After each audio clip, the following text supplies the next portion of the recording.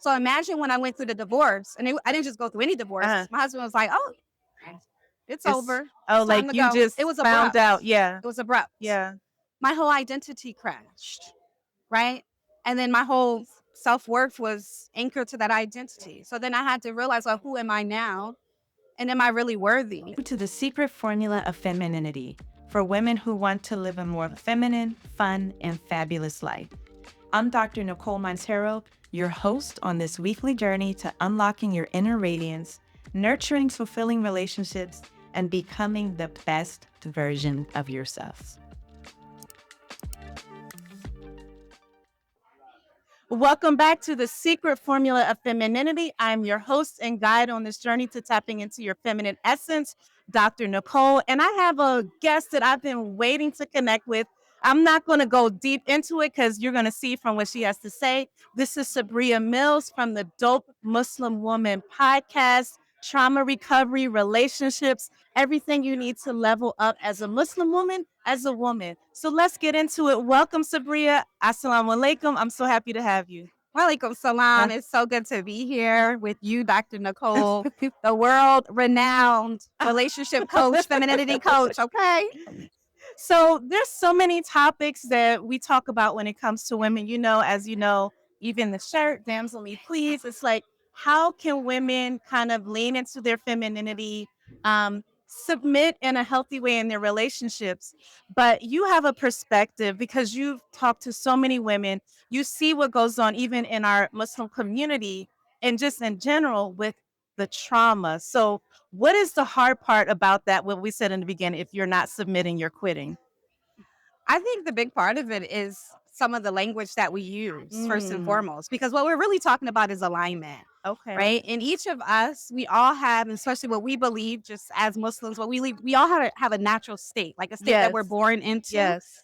And a lot of these things don't have to be forced. They're supposed to, when you're aligned with the right person, when things are in good alignment, things should naturally work So in they this don't have divine to order. say, To force the conversation around submission or yeah. even the nuanced conversations that happen with masculinity and femininity, sometimes they become so charged because it's a problem in the language itself. Where really, I always say, like, if you have a great leader, let's take men and women out of it. You're working for a really great leader at a company. Isn't it natural that you would submit, that you would follow that leadership? Because first of all, you want to grow, you want to learn from that leader, and also there's something in it for you. So naturally, it works the same way in relationships. And that's something that doesn't even need to be said. Why don't we say that in our work relationships? Like, you need to submit to your manager. We never say that. We don't use that language, right? Because that would harm the future of that company. Okay. But when we say it in our intimate relationships, we don't think about the damage that causes between the male and the female. Okay. So what damage have you seen that this language causes in our relationships? This, you need to do X, Y, and Z. Well, first and foremost, it takes out the natural order of things, which is love and respect. Okay. And so that's generally, and if we go from a scripture perspective, it's often stated that men respond first to respect and women respond first to love, right? Yes. I always say as women, we're connectors. You teach that. Yes. As women who are aligned with their femininity. So it is only natural that when you are in that state, that you don't really need to force. Like, I shouldn't have to force you to love me, nor should you have to force me to respect you. But I think when that happens, and when people are just out of alignment, honestly, when people have trauma, when people have unresolved issues, when people with their initial relationship, how did you bond as a kid and your childhood trauma, that deeply impacts how you see your counterparts, right? If I grew up and I had a damaged relationship with dad, it's going to take me some time to really see my male counterpart as somebody to respect. Yeah. So, gosh, you said a lot, right, that I want to ask about. What happens though if you already get into that relationship? Each comes with their childhood wounds. Maybe she has daddy wounds, he has mommy wounds. What do they then do? They're in this thing. They start realizing, okay, the chemistry has worn off. How do they get to have those conversations, or even do they just break up? Like, what happens once they're in it? So I think the conversations we need to have in this space more is about capacity. Okay. Often we we often look at people and think, do they have it or do they not? We look at checklists. We need to be Like, done with checklists. okay, It's okay. about capacity. Do I have the capacity to be able to grow, to learn? Am I willing to listen? Even if I just start with, do I have the capacity to listen and be in conversation? Yes. That is something that's really important. So, no, you don't have to throw the relationship away. People can heal together. Actually, if I have a dysregulated nervous system, if I have a lot of trauma, what will really help me if I had a partner to co-regulate with me. If Okay. I had a partner, and whether it's a friend or not, if I had a partner that is able to work that with me, because we only heal relationship trauma in relationships. Yeah, listen. People Can you often say it they gotta again? Say it again. We Yes. only heal relationship traumas in relationships. Not this isolation It thing, right? doesn't work. We weren't designed that way. Okay. Okay. Okay. So I think that people can stay together, but it's like, can you build capacity? Yeah. Can you Yeah. build capacity? What does that? I love being at the podcast. Summit. Yes, It's all right. energy Right. around. The energy is here. The people need to understand about relationships. So it's about capacity. It's about conversations. But let's talk Can about I tell you what's yes. what's harming our relationships more than anything else? Yes. It's avoidance. Okay. It's avoidance. Yes. So when we want to avoid, and a lot of times that's about capacity. Yeah. I don't have the capacity to sit in my own discomfort and to deal with my relationships, to deal with with the uncomfortable feelings I That are have. raising up in you. Exactly. Yeah. Then that is really where the breakdown happens. That's the biggest challenge right now when it comes to these relationships. And when people are dying for people to submit to them, and then you often hear women say, "Well, what am I submitting to?" Mm. Right? Is it down here? Am And I I'm submitting to supposed to. somebody who escapes every time I bring up a feeling? Okay. Somebody who can't have an uncomfortable conversation? Is Yeah. that what I'm submitting to? Most people aren't willing to do that. Okay. Okay. And women in particular are not willing to do that because they're the ones that are being asked to submit in some ways. Women in particular are naturally inclined towards real leadership. Yeah. And, often say, like men will often say, I often hear men say, well, Yeah. we're visual first. Yeah. Right. So they want, these beautiful. They want the whole package. They want the whole package. No, don't put me child. The beauty. Yes, but you have to look. Yeah. But women are naturally inclined towards leadership and leadership traits. That includes status. That includes stability. I often say, I'm attracted to your stability first. Yes. Right? Is this someone that my nervous system feels steady? Like I'm not sprunging and surviving. My fluidity as a woman, when I come with you, are you a steady branch that I can anchor myself to? I can totally submit. Actually, I don't have a choice. I'm going to submit to that. Right? Look, so don't even have to ask, right? You shouldn't be trying to quit anything if you're doing what you're supposed to be doing. So that. But all right, so the men need to recognize that it's something that's going to come natural. But what are we doing to block ourselves as women in terms we understand what we're not going to submit to, what, the faults are that are blocking it.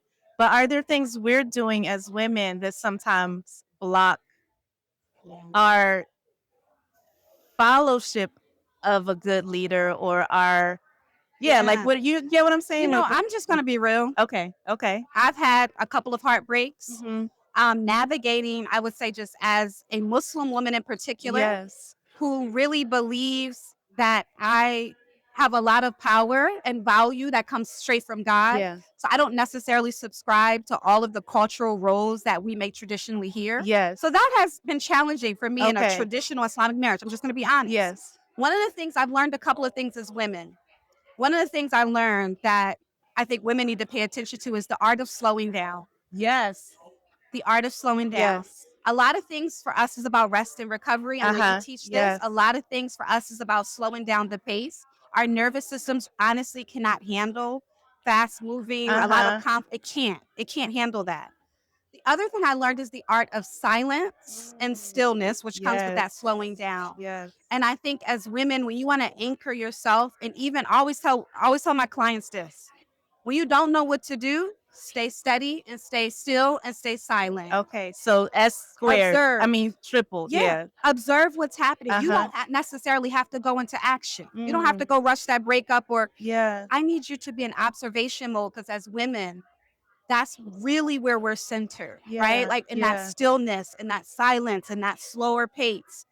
That's what I believe that a lot of women of today's time need to focus in on. And honestly, you become a lot more successful when you learn the art of slowing down. Yes. It's like you think you're on this time clock and pressure, and that's so We can't that's do it like masculine, femininity. that's Yeah. Western. It's a lot of It's things. really Yeah, against our yeah, natural, yeah. no. But what does it actually look like to the woman listening who's like, okay, slow down, silent, pause. What, like, in a situation, for example, where she's in some conflict with her man, Yeah. and like you described, he's saying this, and as a woman, you're like, well, wait a minute. What does that look like? The slowing down, what does she actually do? So it looks like being able to be anchored enough to have some type of boundaries, Mm-hmm. right? So every person should have boundaries, whereas you know what violates you, right? And you know how to communicate that. So you Mm-hmm. definitely have to have lines in the sand that you communicate. Outside of that, that should be a time to take a step back. Okay. Detachment is our power. Is where Yes. where we have our power. We often Yes. get really clingy and attached Mm-hmm. because we're lovers and Yes. connectors, and Yes. that's beautiful. That comes in handy as mothers, Uh-huh. but it can work against us if we are not if we are attached over connected. We need to be Mm-hmm. connectors, not people who are attached. Okay. So learning how to detach, how to take a step back, I would just recommend that. So you don't necessarily have to pursue that conflict, have your Yeah. boundaries and take a step back. Okay. Okay. And I'm telling you, you will see the answer will come, the resolve will come. Yes. You'll be able to build capacity to deal with things that are uncomfortable. And you will Yes. also model that for whoever you're in conflict Yes. So then he'll be like, wait a minute. I like how she did that. It with. worked. It kind of brought a calm to the situation. Mhm. Yeah. It's hard to do though, Yeah. especially Yeah. Yes. you like me. I'm from Philly, girl. Look, You me know, too. Look. we do that first, and then no, not me. But That's, some of the people.